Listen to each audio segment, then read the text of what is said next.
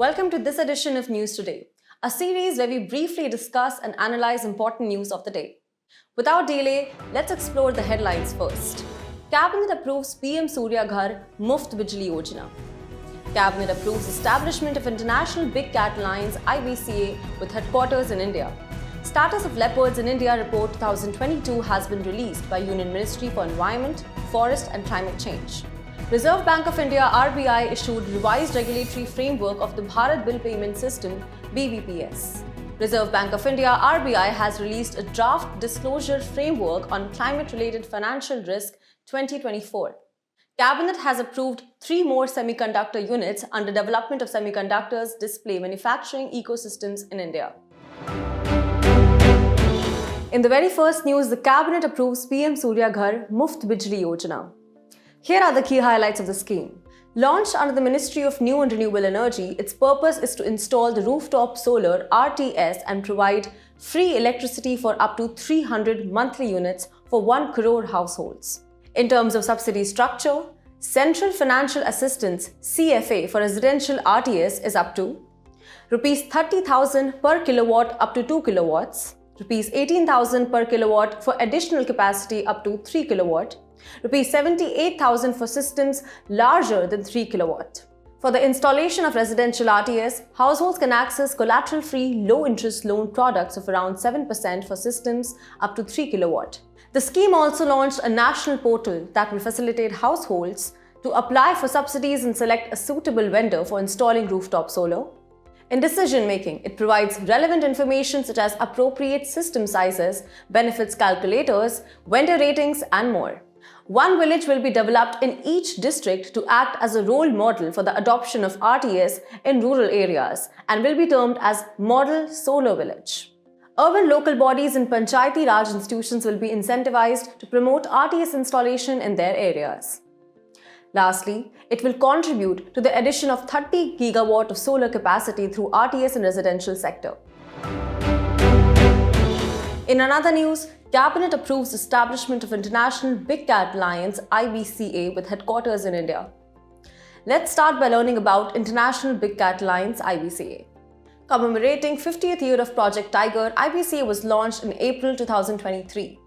The aim is to strengthen global cooperation for the conservation of 7 big cat species: tiger, lion, leopard, snow leopard, cheetah, jaguar and puma, and their habitats. Except for puma and jaguar, India habitats all 5 big cats. It is a multi-country, multi-agency coalition and the participants consist of 96 big cat range countries, non-range countries interested in big cat conservation, conservation partners and related scientific organizations. In terms of funding, India is providing initial support of Rs 150 crore for 5 years, 2023 to 24 to 27 to 28. Contributions from bilateral, multilateral agencies and public sector organizations, among others, will be explored. It consists of assembly of members, standing committee and a secretariat. Let's look at the significance of protecting big cats and their habitats.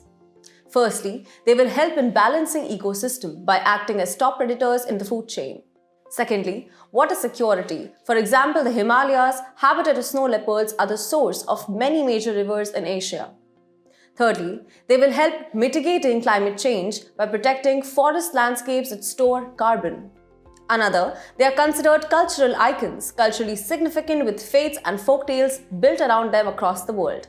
Lastly, they will help support economy by providing livelihood opportunities and promoting ecotourism. Moving on to the next news.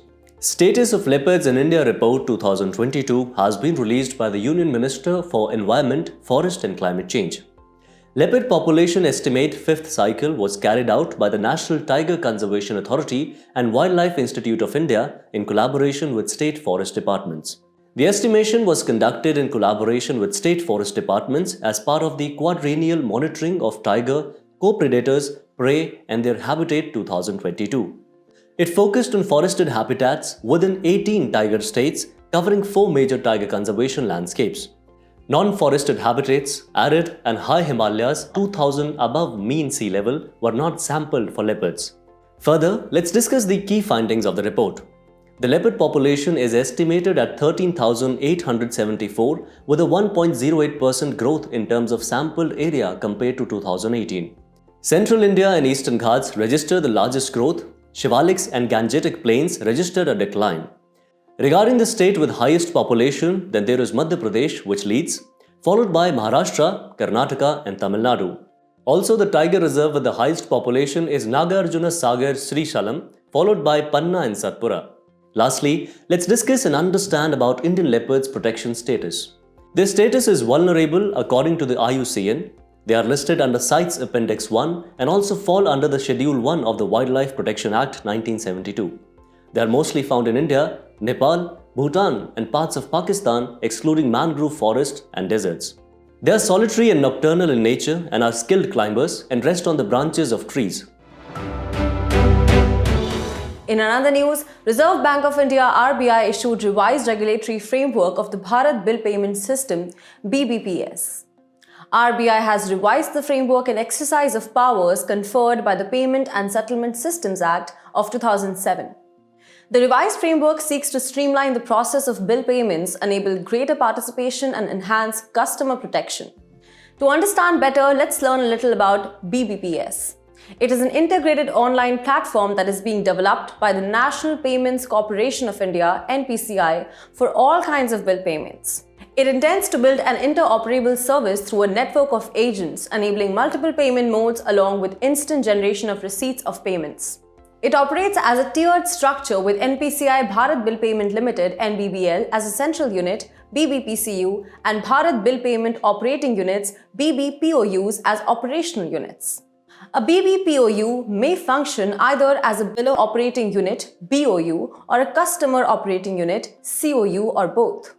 Here is how the regulatory framework of BBPS works. It enables non-bank payment aggregators (PAs) to participate in the system as operating units. BBPCU will set the rules and regulations governing participation criteria and system operations in addition to the technical standards for participation in the system. Customer operating unit will provide digital or physical interface to their customers. Biller operating unit will be responsible for onboarding billers to Bharat Bill Payment System. Moving on to the next news. Reserve Bank of India has released a draft disclosure framework on climate-related financial risks 2024. RBI has issued these guidelines in the exercise of the powers conferred by the Banking Regulation Act of 1949. Climate-related financial risks means the potential risks that may arise from climate change or from efforts to mitigate climate change, the related impacts, and economic and financial consequences. Understanding the need for disclosure is crucial, particularly in the face of emerging risks like climate-related challenges. Disclosure aids in informing stakeholders, including customers and depositors, about the risk confronting an organization. By fostering transparency, it enables early assessment of both risks and opportunities while also promoting market discipline. The applicability of these guidelines extends to a range of entities falling under the category of regulated entities. This includes all scheduled commercial banks, excluding local area banks, payments banks, and regional rural banks, Tier 4 primary urban cooperative banks, all India financial institutions, and large non-banking financial companies. Regulated entities will be required to make disclosures on 4 thematic areas or pillars. First is governance, encompassing processes, controls and procedures utilized by regulated entities to identify climate-related financial risks and opportunities. Strategy, outlining approaches for managing such risks and opportunities. Risk management, procedures for identifying, assessing, prioritizing, and monitoring climate-related financial risks and opportunities. And metrics and targets detailing performance concerning climate-related financial risks and opportunities within regulated entity operations. Moving ahead, Cabinet has approved 3 more semiconductor units under development of semiconductors and display manufacturing ecosystems in India. The approved semiconductor units are Semiconductor Fab, which is to be established in partnership with companies from Taiwan in Dholera, Gujarat. Semiconductor ATMP or Assembly Testing, Marking and Packaging, which is to be set up in Morigaon, Assam.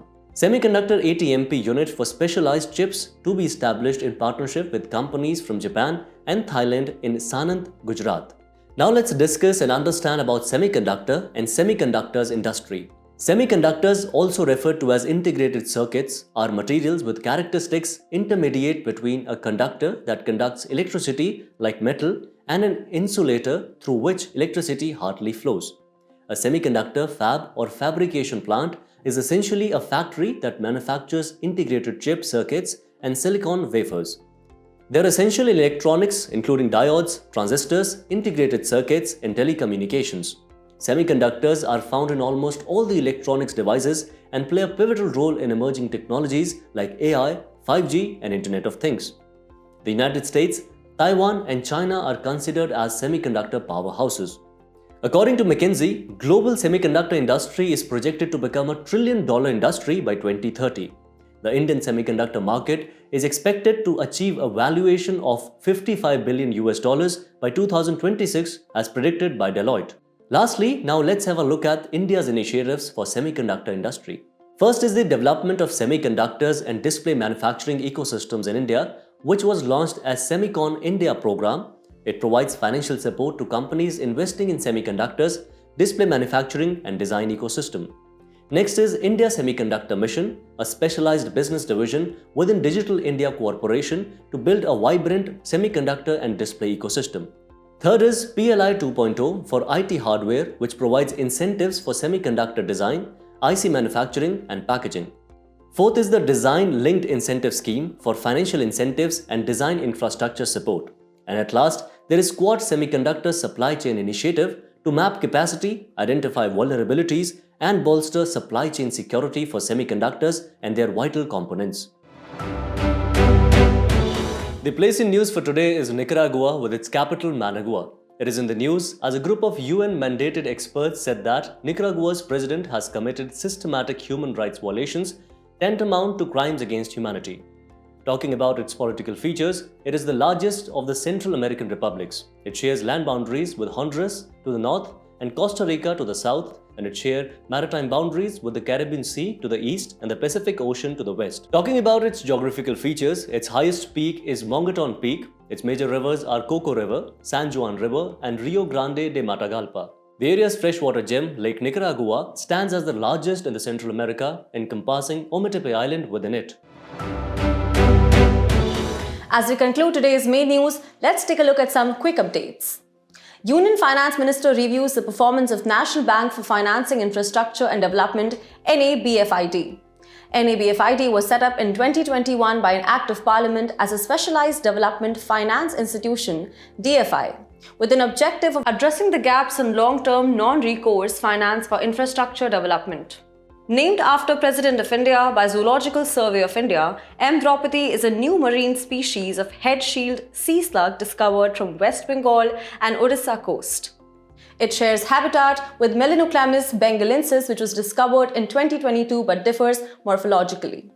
Ministry of Statistics and Program Implementation signed a Memorandum of Understanding with ISRO on urban framed survey using Bhuvan. UFS is conducted by Field Operations Division FOD of National Sample Survey Office NSSO. Defense Research Development Organization successfully flight tested Very Short Range Air Defense System missile from a ground-based portable launcher from Integrated Test Range Chandipur. The indigenously developed missile is a man-portable air defense system. A new Lancet study has revealed the worldwide increase of obesity. Obesity is defined as excessive fat accumulation that presents a health risk. A body mass index BMI over 30 is considered obese. Union Ministry of Women and Child Development launched the logo and the website for the Alliance for Global Good. It was launched by India with the support and endorsement of the World Economic Forum. It builds on commitments of G20 leaders' declaration and India's dedication to women-led development. Ministry of Social Justice and Empowerment laid the foundation stone for residential hostels across states under Pradhan Mantri Anusuchit Jati Abhyudaya Yojana. It is a centrally sponsored scheme with an objective to reduce poverty of the scheduled caste communities, increase literacy, and encourage enrollment of scheduled caste in schools and more. World's first Vedic clock, Vikramaditya Vedic clock, which is based on Indian Panchang calculations, was inaugurated. Clock is located within Jantar Mantar in Ujjain, Madhya Pradesh, which is an observatory built by Savai Jai Singh II of Jaipur in early 18th century. Before we go, it's time to put your knowledge to the test in today's segment of Test Your Learning.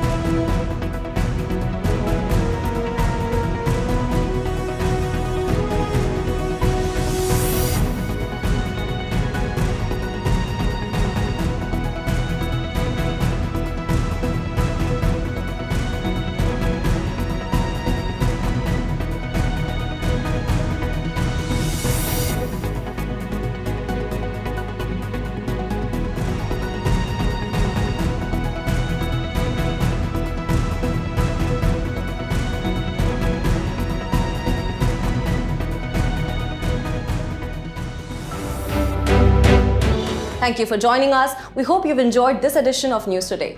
To get the answers to today's quiz and to download the PDF of News Today, make sure to check out the links in the description below.